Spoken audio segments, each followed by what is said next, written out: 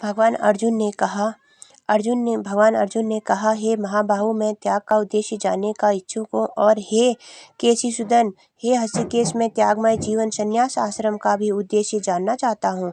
तात्पर्य वास्तव में श्रीमद्भागवत 17 अध्याय में ही समस्त हो जाती है। 18वां अध्याय तो पूर्वोचित विषयों का पूर्वक संक्षेप है। प्रत्येक अध्याय में भगवान बल देकर कहते हैं कि भगवानों की सेवा ही जीवन का चरम लक्ष्य मार्ग है, चरम लक्ष्य है। इसी विषय को इस 18वें अध्याय में ज्ञान के परम गुहा मार्ग के रूप में संक्षेप बताया गया है, और प्रथम 6 अध्यायों में भक्ति योग पर बल दिया गया।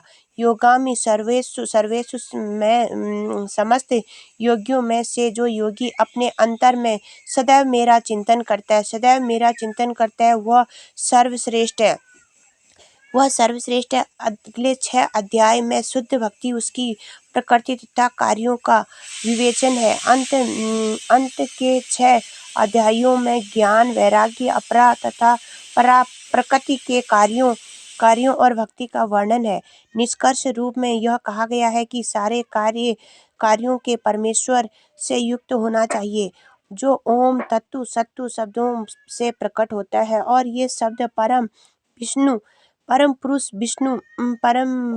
विष्णु के सूचक है। श्रीमद्भागवत गीता के तिथि खंड से यही प्रकट होता है कि भक्ति की एकमात्र जीवन का चरम लक्ष्य है। पूर्ववर्ती आचार्यों तथा ब्रह्मा सूत्र या वेदांत सूत्र का उदाहरण देकर इसकी स्थापना की गई है।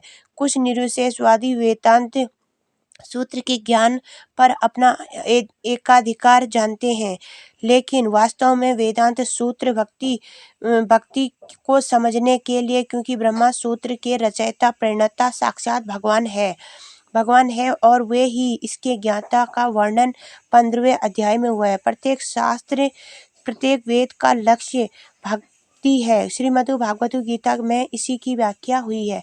गोविंद भगवान श्री कृष्ण।